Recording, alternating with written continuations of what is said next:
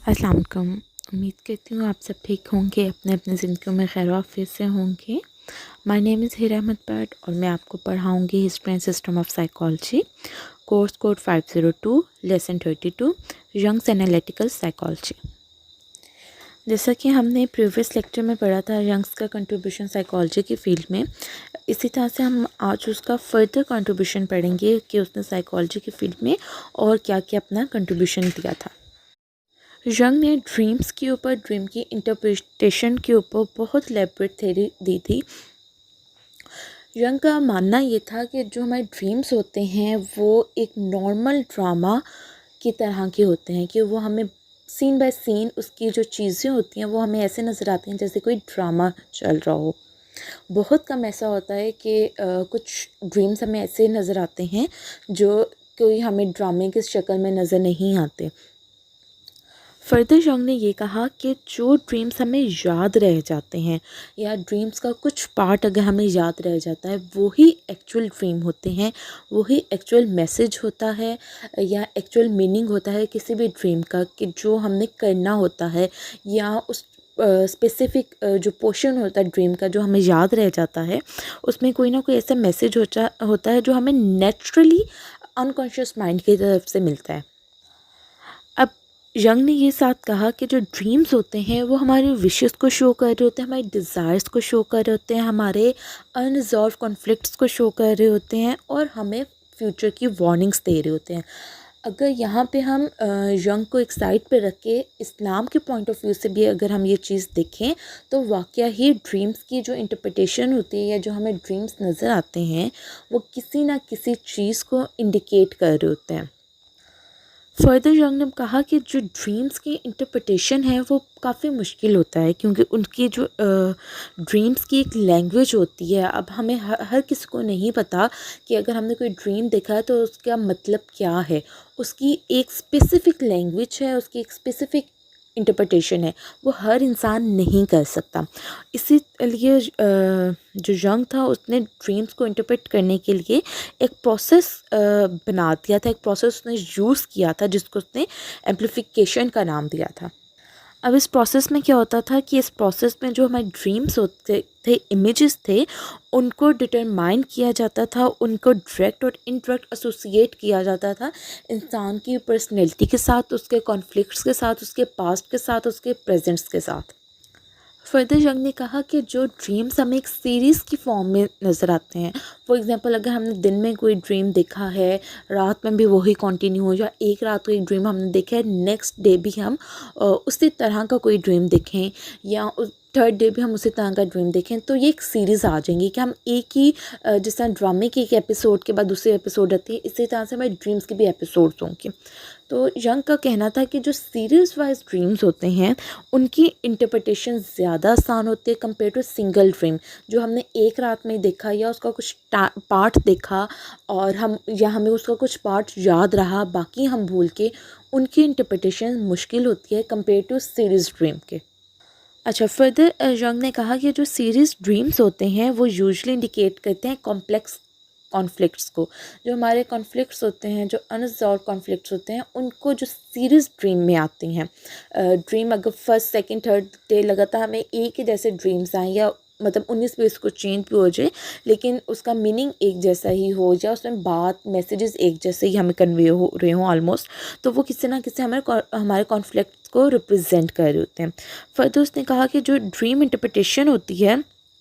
ज़्यादातर ऐसा होता है कि हमारे कॉन्शियस सिचुएशंस को भी अक्सर डील कर रही होती है। ड्रीम इंटरप्रिटेशन हमारी जो ड्रीमर्स की कॉन्शियस स्टेट्स होती हैं उनको भी डील कर रही होती है, लेकिन हम उसे ड्रीम देखने वाले की डेली लाइफ से उसको इंटरप्रेट नहीं कर सकते कि अच्छा उसकी डेली लाइफ में ये सब कुछ चल रहा है, इसी वजह से उसको ऐसा ड्रीम आया है। हालांकि अगर बिसाइड यंग हम इस चीज़ को देखें तो ऐसा होता है कि बहुत सी दफ़ा ऐसा होता है कि जो चीज़ हम सोच के सो रहे हैं अक्सर रात को हम वही ड्रीम्स में देखते हैं, लेकिन बहुत कभी कभी बहुत ज़्यादा लोगों को भी ड्रीम्स आते हैं, लेकिन जहाँ तक मेरी ऑब्जर्वेशन है लोगों को ड्रीम्स ज़्यादातर नहीं आते।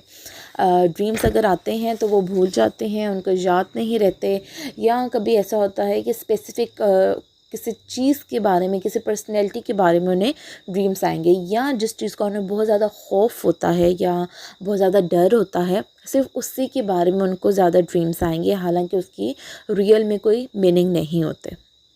यंग ने एक सिस्टम डेवलप किया था साइकोथेरेपी, जो उसका बेस थी एनालिटिकल साइकोलॉजी की थ्योरी के ऊपर उसने बेस किया था इसको। लेकिन अकॉर्डिंग टू यंग जो साइकोथेरेपी थी वो हीलिंग प्रोसीजर नहीं था, वो दूसरों की मदद करने के लिए उसको उसे बनाया गया था। उसने फ्री एसोसिएशन को रिजेक्ट कर दिया था, और जो टॉपिक डायलॉग्स होते हैं या डिस्कशन होती है उन सबको उसने, इन सारी चीज़ों को उसने रिजेक्ट किया था। जो उसने स्टेप्स दिए थे यंग्स ने अपनी थ्योरी में, कि एक क्लाइंट के और एक थेरेपिस्ट के ये रूल्स होने चाहिए उनके रिलेशन के, उसमें उसने क्या था, रीडिंग कहा था फॉर सम, कुछ हद तक रीडिंग होनी चाहिए उसमें, कोलैबोरेशन विद द थेरेपिस्ट था, focusing on the situation at present था, making an insight concentrate and finding a way to put into a practice.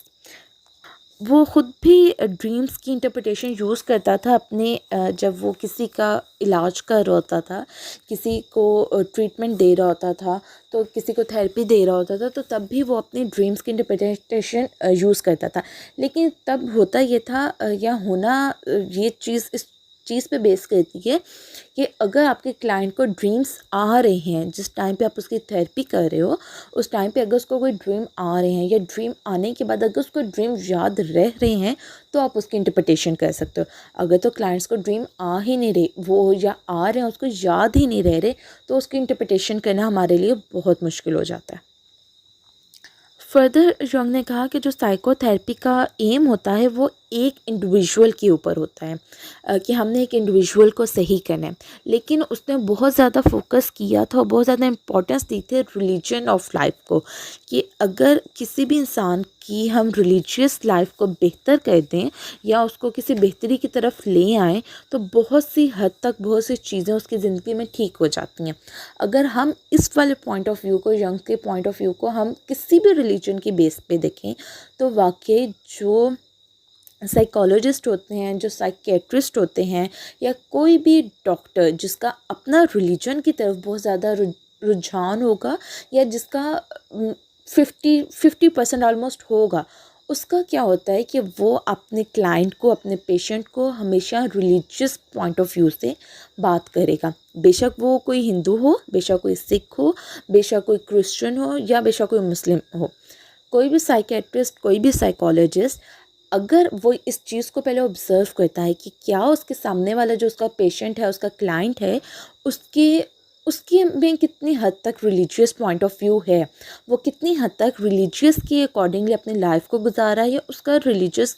के साथ कितना लगाव है। अगर तो उसका अपने मज़हब के साथ लगाव होगा, 50% भी अगर उसका लगाव होगा, तो वो पहले ही उसकी कोशिश ये होती है कि वो रिलीजन के पॉइंट ऑफ व्यू से उसको बात समझाए। थेरेपी वो नॉन थेरेपीज़ जो मेडिकली थेरेपीज़ हैं, या जो मेडिसिन्स हैं, वो तो साथ के साथ चल रही होती हैं। लेकिन हम जो चीज़ इसमें नोट करते हैं ज़्यादा, वो हम फिर इसमें उनके साथ हम मज़हब को भी एड अप करते हैं। इसी तरह से अगर हम पाकिस्तान में इस चीज़ को देखें, तो पाकिस्तान में किसी भी दिमागी मसले को, या किसी भी उलझन को, किसी भी परेशानी को डॉक्टर के पास जाने से पहले वो किसी ना किसी पीर फ़कीर के पास जाना ज़्यादा इंपॉर्टेंस देते हैं। हमारे पाकिस्तानी, बेशक वो कोई एलीट क्लास है, बेशक मिडिल क्लास है, या वो कोई लो क्लास है,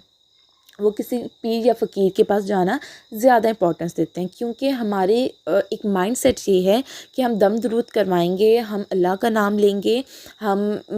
प्रॉपर एक रिलीजियस पॉइंट ऑफ व्यू से कुछ करेंगे, तो हमारे मसले ख़ुद ब खुद सॉल्व हो जाएंगे। इसमें और 90% ऐसा हो भी जाता है। उसकी सिर्फ रीज़न ये होती है क्योंकि हमारा एक बिलीफ होता है। बिलीफ के बाद आप, अल्लाह ताला का फरमान है, आप जिस चीज़ पे यकीन करोगे आपको वैसा ही गुमान मिलेगा। तो हम जब यकीन, और एक हम यकीन अल्लाह ताला की ज़ात पे कर रहे होते हैं, तो जब हम अल्लाह ताला की ज़ात पे यकीन कर रहे होते हैं, तो हम उससे कभी भी मायूस नहीं होते।